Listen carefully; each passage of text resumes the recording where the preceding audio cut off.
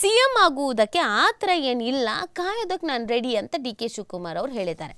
ಆಗಕ್ಕೆ ಆಸೆ ಇದೆ ಅನ್ನೋದನ್ನು ಈ ಮುಖಾಂತರವಾಗಿ ಹೇಳಿದ್ದಾರೆ. ಇವತ್ತೇ ಆಗಬೇಕು ಅನ್ನುವಂಥ ಆತರನೂ ಏನಿಲ್ಲ ಅಂತ ಹೇಳಿದ್ದಾರೆ. ಬಟ್ ಮುಂದೆಲ್ಲ ನಾಳೆ ಅಲ್ಲ ಯಾವತ್ತಾದರೂ ಒಂದಿನ ಆಗ್ತೀನಿ, ಆಗಬೇಕು ಅನ್ನುವಂಥ ನಿರೀಕ್ಷೆಯನ್ನು ಇದರಲ್ಲಿ ವ್ಯಕ್ತಪಡಿಸಿದ್ದಾರೆ. ಸೊ ಎಲ್ಲಿ ಹೇಳಿದ್ರು ಏನು ಎತ್ತಾ ನೋಡೋಣ ಬನ್ನಿ. ಮುಂದಿನ ಸಿಎಂ ಡಿ ಕೆ ಶಿ ಘೋಷಣೆಯನ್ನು ಕೂಗ್ಲಾಗ್ತಾ ಇತ್ತು. ಈ ಸಂದರ್ಭದಲ್ಲಿ ಈ ರೀತಿಯಾಗಿ ಪ್ರತಿಕ್ರಿಯೆಯನ್ನು ಕೊಟ್ಟಿದ್ದಾರೆ.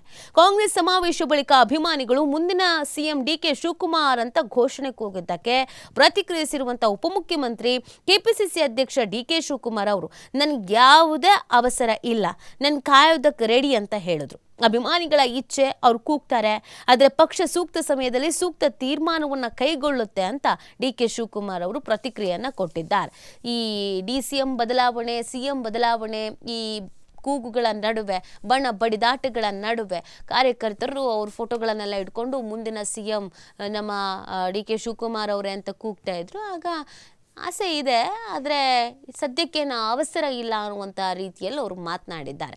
ಸೊ ಇದು ಇನ್ಯಾವ ಥರದ ಚರ್ಚೆಗೆ ಕಾರಣವಾಗುತ್ತೆ, ಅಸಮಾಧಾನಕ್ಕೆ ಕಾರಣವಾಗುತ್ತೆ ಅನ್ನೋದನ್ನು ನೋಡಬೇಕಾಗಿದೆ. ಯಾಕಂದರೆ ಈಗ ಸದ್ಯಕ್ಕಂತೂ ಎಲ್ಲ ನಾಯಕರುಗಳು ಸೈಲೆಂಟ್ ಆಗಿರೋದ್ರಿಂದ ಮುಂದಿನ ದಿನಗಳಲ್ಲಿ ಏನಾದರೂ ಬೆಳವಣಿಗೆಗಳಾಗತ್ತಾ ಅನ್ನುವಂಥ ನಿರೀಕ್ಷೆನ ಕಾರ್ಯಕರ್ತರು ಕೂಡ ಇಟ್ಕೊಂಡಿದ್ದಾರೆ.